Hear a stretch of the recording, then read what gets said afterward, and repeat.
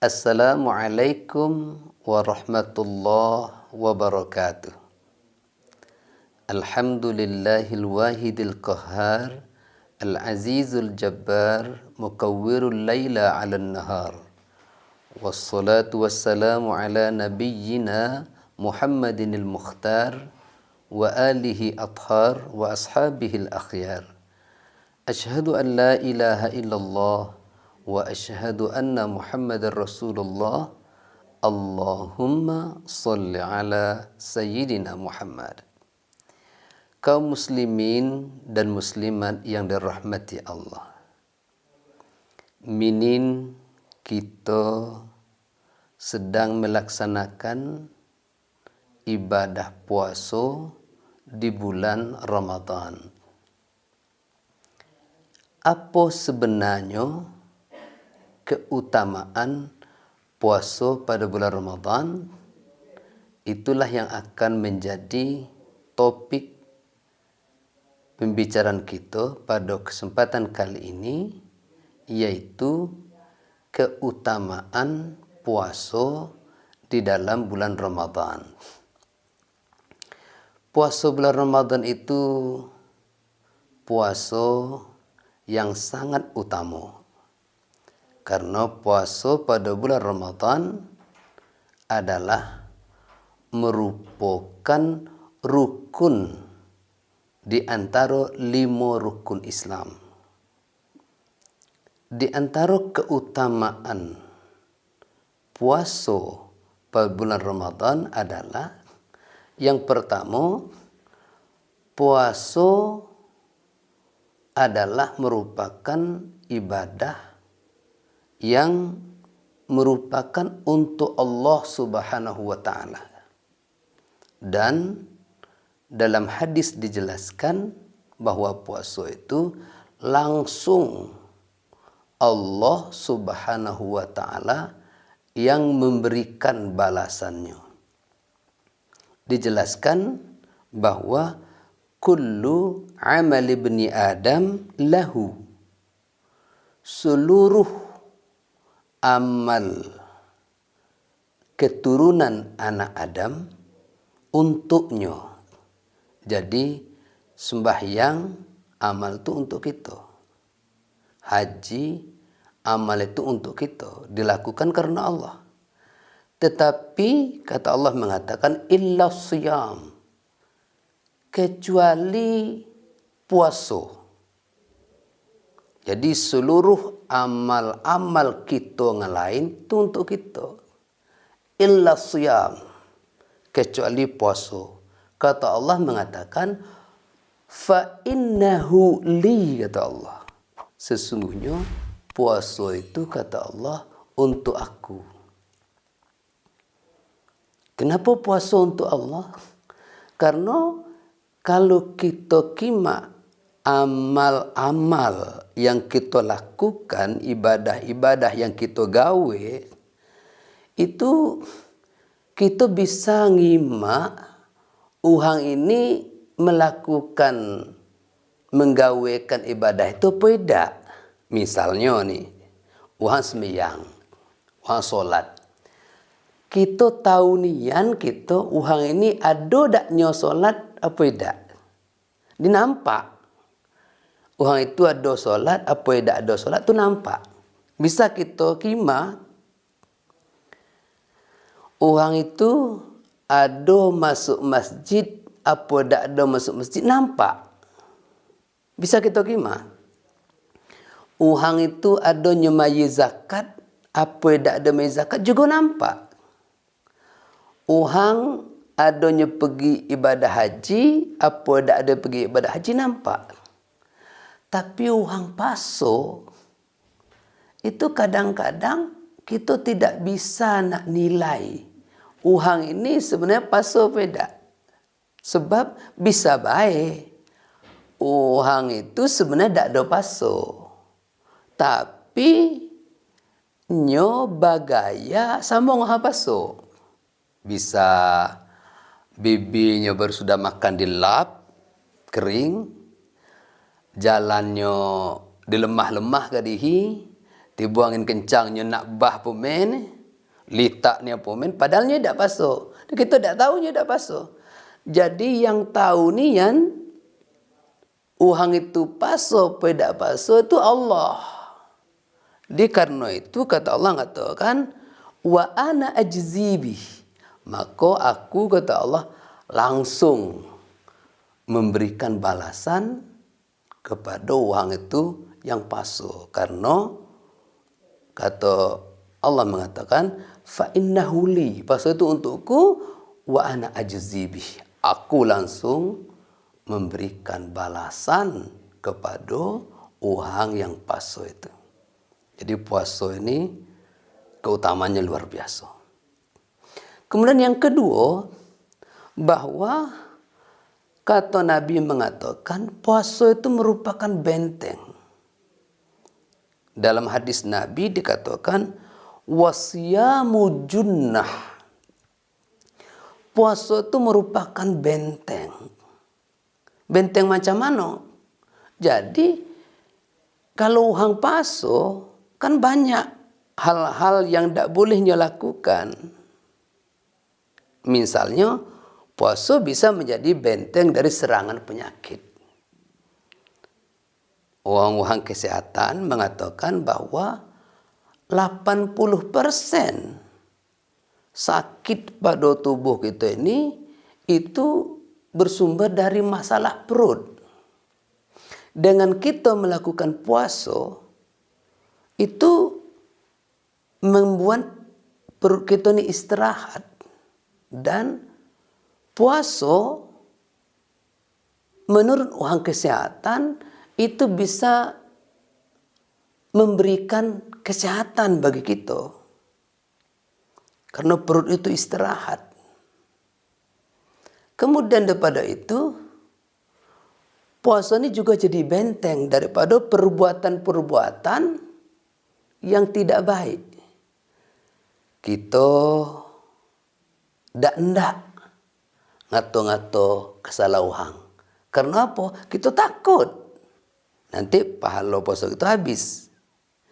Kita ndak memandang lawan jenis dengan pandangan yang disertai nafsu sawat. Pio, kita takut. Nanti pahala puasa kita habis. Kita ndak ngadu domba orang. Kita ndak sumpah palsu. Nanti habis pahala puasa kita. Jadi dengan kita puasa, ini jadi benteng untuk kita tidak melakukan gawe-gawe yang tidak elok itu. Apalagi sampai kita misalnya melakukan hubungan intim.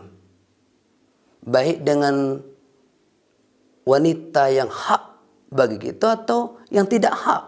Jadi ini sekaligus benteng. Maka dikatakan wasyamu junnah. Puasa itu adalah benteng. Subhanallah. Ini keutamaan puasa. Kemudian yang ketiga, keutamaan kita puasa adalah dijelaskan dalam hadis Rasulullah Muhammad sallallahu alaihi wasallam bahwa bau mulut uhang yang puasa pada hari kiamat nanti itu lebih harum daripada bau minyak kasturi.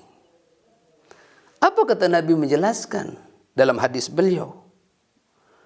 La khulufu famis saim, maka sesungguhnya bau mulut uhang yang puasa atyabu indallah, itu lebih baik, lebih elok di sisi Allah yaumul qiyamah, pada hari kiamat, min rihil misk, lebih elok, lebih harum, lebih baik di sisi Allah pada hari kiamat daripada aroma harumnya minyak kasturi. Subhanallah. Bukan minin, tidak minin. Ini kita minin misal ada orang sedang puasa, kita suhuhnya ngembuhkan apa yang kita kayo paso beda. Paso cuba kayo embuhkan apa kat aku bangga ida. Kalau napih kayo bangga, bau mulut kayo bangga berarti kayo dak ada paso. Kenapa? Karena kata Nabi ngato, bau mulut orang yang puasa sesungguhnya lebih harum daripada minyak kasturi. Tapi kalau bau mulut kayo itu harum, berarti kayo paso. Bukan itu maksudnya. Maksudnya ini indallah. Bau mulut orang yang puasa itu lebih harum daripada minyak kasturi. Indallah, di sisi Allah, bukan di sisi manusia, di sisi Allah. Bukan minin. Nanti yaumul qiyamah, pada hari kiamat nanti. Di akhirat nanti. Jadi nanti di akhirat sama dengan di padang mahsyar. Di padang mahsyar itu nanti mulai dari Nabi Adam alaihissalam sampai entah siapa orang sesudah kita ngumpul tu di satu tempat di padang mahsyar. Jadi waktu itu kita nak tahu siapa orang yang waktu atas dunia adanya paso atau tak adanya paso, maka akan ada aroma bau mulutnya. Kalau aroma bau mulutnya lebih harum daripada minyak kasturi, orang ini waktu atas dunia ada paso. Tak bisa hanya kata, aku ada paso. Bau mulutnya bangga. Tidak lebih bagus, lebih harum pada minyak kasturi, bau petai bin kabau. Kakak beradik dengan jering. Orang puasa itu bau mulutnya atyab indallah. Lebih baik pada sisi Allah yaumul qiyamah min rihil misk, daripada aroma minyak kasturi. Subhanallah. Jadi bukan di dunia, tidak di dunia, di akhirat. Tidak di dunia. Jangan pula kita ngapaso ni selama bulan paso dan tidak ngosok gigi. Biar kayak tidak ngosok gigi. Makan sahur jering.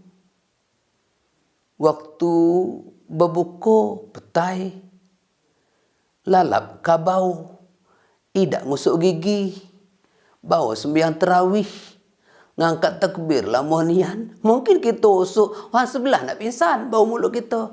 Biar tak kaya ngusuk gigi. Tak apa, ini lebih harum pada minyak kasturi. Tidak minin di akhirat.